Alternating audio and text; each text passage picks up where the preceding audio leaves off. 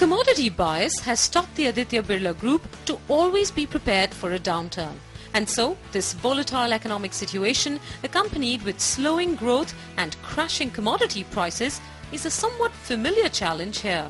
But sometimes, poor policy can pickle an already souring situation.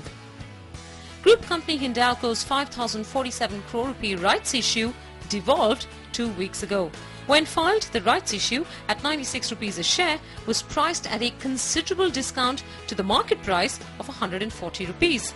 But regulatory processes meant by the time it came to market, the rights price made little sense, forcing underwriters to pick up 40% and Kumar Mangalam Birla to buy 18.6% more than the promoter share of 31.4%. Now, the issue would have succeeded if SEBI allowed less time lag in issue pricing, especially in such market conditions. The rights issue proceeds are meant to refinance 1/3 of the $3 billion debt Hindalco took on to make its audacious $6 billion purchase of Novelis. A bet that Kumar Mangalam Birla still stands by. After all, he just put his money where his mouth is. You know, we have a huge sense of confidence in Hindalco. I think that the price was far below intrinsic price. It was lower than what the price would be just given the cash on its balance sheet. Right. So we had underwritten the issue to the extent of 40% by the banks and 50% by us as promoters. Right. So we did get 90% of the cash that we wanted in the kitty. And I strongly believe that had it not been for the crisis that we suddenly found ourselves in, I think the issue and the price at which... Okay. I know that in the rights offer document you had said that you'd subscribe up to your portion of the rights and then over and above that all the way up to 50% of the issue, if I understand correctly. Was there an occasion at all at any point in time where you were willing to maybe purchase more in that rights issue? Well, no, we felt that given the new scheme of things and given the fact that we probably would adjust some of our capex, we felt that going up to the 50% limit that we talked about in the prospectus was good enough for us. Okay. What is it like right now in the middle of so many different projects across your various businesses to be able to find money to fund those projects? What are some of the more unique challenges that you're facing in this last 2-3 month period? Well, actually for us, most of our projects are funded and most of them are work in progress. So we have very few projects that are yet to be funded. Having said that, I think that for corporates like us, who the banks have a very huge level of confidence with, I don't think that funding is going to be a problem, especially not given what the RBI has been doing in the next few weeks. So with the exception of the Novelis refinancing, debt refinancing, you're currently not feeling the pinch when it comes to let's say the lack of money to fund any of your existing underway projects? No, not at all. Like I said, all our projects are funded. We've got strong balance sheets. We've got cash on the books. But having said that, yeah, I mean, the propensity of banks to lend has come down considerably. There's no question about that. Okay. I wanted to do a broader M&A question later in the show, but right now, since we were talking about the Hindalco rights issue and the Novelis refinancing, I'm told you've put together that $3 billion of bridge financing that you needed to replace before the year was out. In 2007, if you had an inkling of what was likely to happen in 2008, would you still have done the Novelis acquisition? Well, I think it would have been a matter of timing then, Menaka, but in terms of the fundamental asset and its intrinsic value, it's huge. The intent was to increase our exposure to the downstream part of the aluminum value chain. The largest part of the downstream business in aluminum is rolled cans. And Novelis is the leader in the rolling business in the world. Right. So there's no doubt about the fact that this is a business that we wanted. This is a business that will add huge value, not just value. Maybe not in the next 2 years, but after that. We were very honest when we made the acquisition last year that it would take 3 years for the acquisition to become accretive. And yes, because that time the Novelis was stuck with some fixed price contracts that were that's true. All of those right. fall off on the 1st of January 2010. But having said that, yes, to get returns has become a little more difficult. It will probably take a little while longer. But fundamentally, I think if we hadn't made an acquisition like that, our investors 5 years from now would have asked what we were doing. They would have said probably that we were sleeping at the wheel. So it's a little difficult to get the time frame in terms of investment horizon is completely correct between promoters and investors who are not long-term investors. There's no debating that. There's no debating the fact that there are people who doubt the value of Novelis. But all that we can do is to communicate, and communicate around the story, communicate as to why we bought the asset. And intrinsically, it's a great buy. We are very happy about it. And I think we would have lost a great value creation opportunity if we let that go by.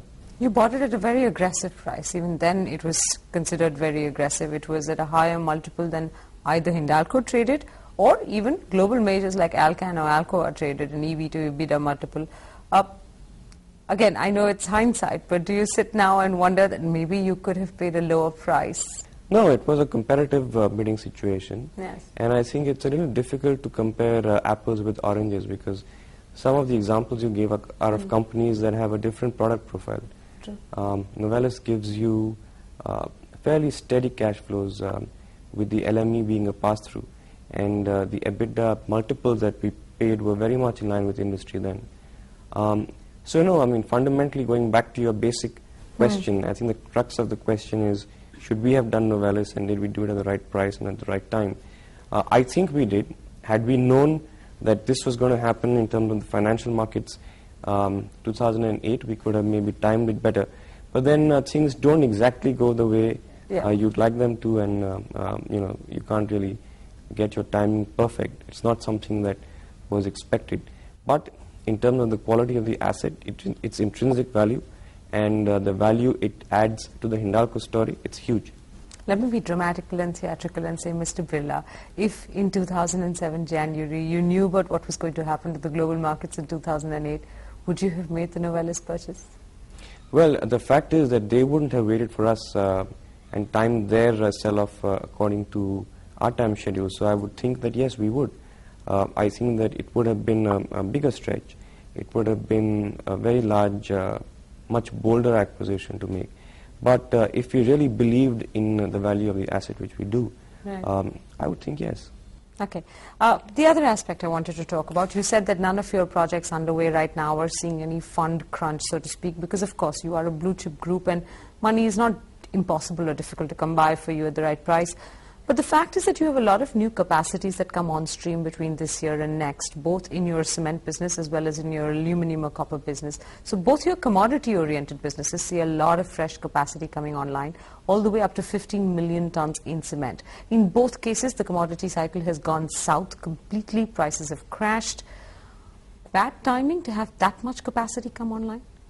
Well, we have about 18 million tons coming online by May of 2009, and we are increasing our capacity from 40 million to from 30 million to 48 million tons of cement. But the basic principle that we follow is of being the lowest cost producer. And if you really are the lowest cost producer, then essentially you are the last man standing. So commodity cycles will come and go. I mean, you can't really time your investments exactly as per your expectation of what the cycle will look like. The fact remains that we could have one or maybe at the most 2 difficult years. But that's what the commodity business is all about. That's what business is all about in today's environment. 1 or 2 difficult years. What does difficult mean? What kind of burden does it put on your balance sheet? Well, I think it doesn't put a burden on our balance sheet at all, because we have a very strong balance sheet, a debt equity which is practically zero. The fact is that our interest cover is huge, but it does mean that our margins will come down. It does mean that the margins that we have already budgeted been for, substantial deterioration in all cement business margins in the last many months now, and it's going to get even worse over the next 2 years, because yours is not the only capacity. Across industry, a lot of capacity is coming on. Well, I think the good news in some way is that a lot of capacity that was announced in the cement industry will probably not see the light of day, given what's happening in the financial markets around us. Right. So I don't think that the extent of overcapacity will be as much as was estimated. Having said that, there is going to be overcapacity. It will probably last for a year or 2. Our investment is premised on us becoming the largest player in the cement business. It's actually been the largest expansion ever in Asia by a cement company, right. 18 million tons. And I don't think that we can play to the short term. We've got to have a longer term vision of where we want the cement business to be. And this is very much a part of the strategic architecture of our cement business and how we see it going forward. But having said that, this is a commodity. You have cycles in a commodity business, and you will have maybe 1 or 2 difficult years, and it's those years that actually separate the boys from the men. Okay. Last year you had a lot of government intervention in cement. Now what happens in commodity cycles, like you pointed out, is yes, there are excessive profits, if I may call it that, on the upside, but that helps you weather the downside. And that's what happens with every single commodity business. Steel today is crying about the fact that in the last 6 months they were denied profits that could help cushion the next 6 months or 8 months or 10 months while steel prices continue to remain low. Do you feel that way about cement as well, that in some sense this government intervention deprived you of profits that would have been a great cushion, okay, as the cycle went down, because the cycle would always have to go down at some point in time?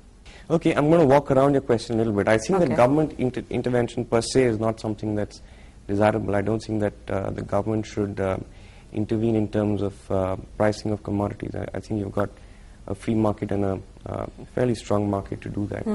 So I principally don't agree with the intervention policy of any government. Having said that, I think that again we come back to the question of being the lowest on the cost curve, and I think that's extremely important. So you don't grudge the government its interference last year, which Well, is I depriving don't Grasim and grudge it, Ultratech but of some cushion in I don't these grudge it, difficult times? because these things happen, but I don't agree with the policy of intervention.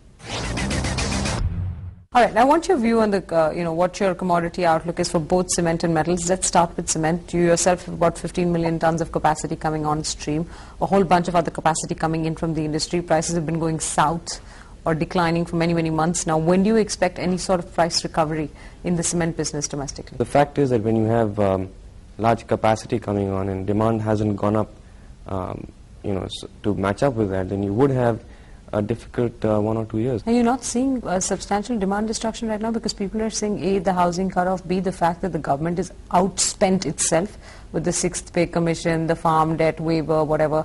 How much money is really going to be there to be able to go ahead and implement some of those infrastructure projects? Some that have already been accounted for, but those, any fresh investments would definitely not happen. No, we're not seeing any contraction in demand that's substantial.